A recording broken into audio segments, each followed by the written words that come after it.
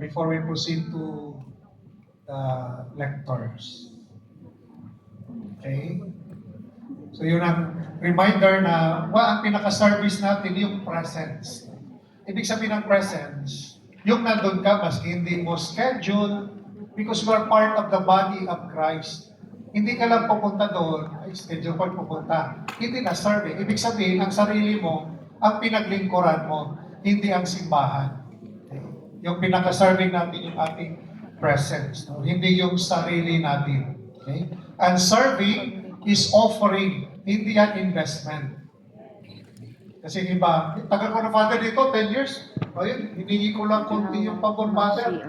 Parang kinikwinta mo yung serving mo, nag 10 years ka, 20 years.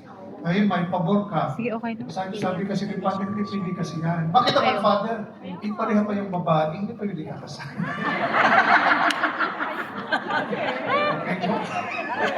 Okay, so serving, offering natin yan. Hindi yan investment later on na paboran mo.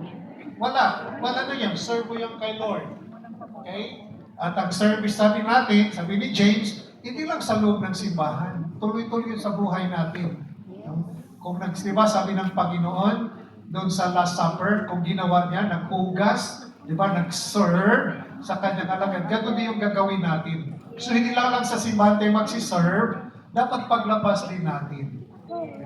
Nasa kapwa natin, yung iba nga, nakadiscourage. After serving ka pa naman, tapos dito ka. So service, ilabas din natin.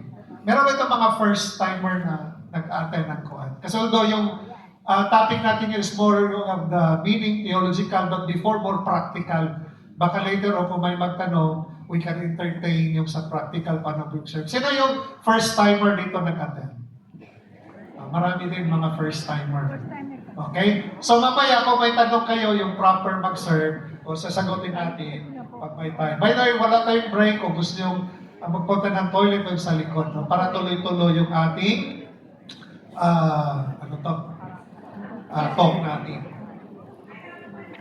Question.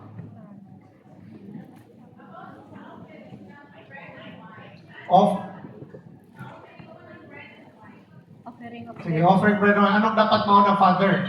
Wine ba or Question ko po, yung about sa offering, saan po ba dapat si bread and wine? Sa left or right? Halimbawa, yung bread, saan po? Sa right or sa left? Kasi yun po yung parang nagkaka-ano kami doon sa Resurrection Church. So saan po ba dapat yung Father? Well, wala namang nakasulat doon sa libro. Oo. Basta unang ibibigay mo lang yung bread. Okay, Kasi Father. ang unang, di ba, napansin yung pare, unang itaas niya, Bread. so yun ang bread. Okay, Hawak Father. mo ang Bread. bread. So siguro, Thank you, Father. sorry po. Siguro what we can do, Father, since para ma-standardize din, siguro, we always make sure the bread is on the right side since palaging the first action is on the right. So siguro gano'n na lang po, Father. Okay, pwede rin. Basta. Okay? At normally, pag sa altar server, meron niyang installation. Yung sa libro kasi natin ang i-commission, lector, Eucharistic minister. I-commission. Bakit? Marami kong makalimutan.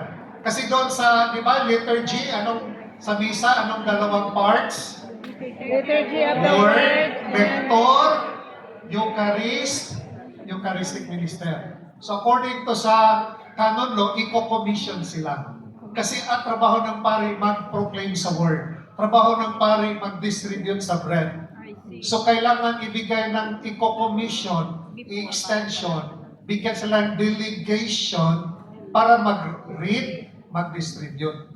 Pero sa altar server, ang term, i-install, like the choir installation. Kasi yung misa naman, hindi naman mas pag walang, no.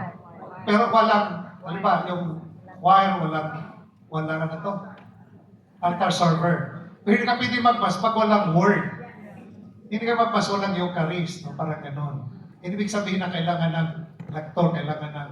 Pero ang trabaho talaga ng pari, magbasa, mag-proclaim, i-delegate niya, i-commission mo na siya kasi trabaho ng pari, ang mag-distribute ng communion, pari, kasi maraming nagsisimba, i-commission mo na siya na magkuhan. So yun ang commissioning, yung altar server installation, i-install. Okay? So, yun ang, okay? So, sa altar server, dapat maging open din tayo for correction. Kasi yung correction para ma-improve tayo. That's why yung mga ito Kelsiaday, pagod sa akin. Sinabi ko sa kanila, bahala na i-correct ko palagi kaysa makita ng tao na hindi natin alam mag-serve. Better privately i-correct ko kayo rather than makita nito na sino mo itong kasi na mahirap na nagtitrain tayo, tapos mamaya, sino nagpari nyo, train? Parang, hindi ba tinuruan ni Father yon? Dapat open tayo sa correction. Iba yung humiliation, iba yung ipinahiya ka kaysa correction. Ang correction para ma-improve. Okay? So, may question pa? Okay. Pananamit po, paano bang proper way of tracing? So, of course, yung pananamit naman, mamaya, discussion ni Ate Jo, yung standard, yung standards natin, proper, no? According sa, halimbawa, custom ng isang parish, may iba-ibang style, ano? Pero, proper siya na pagdadamit. Anyway, There is a post on here. yung sa mga nagsisimba, proper dress code. How much more doon sa nagsiserve? Wala nga pa nakakahong.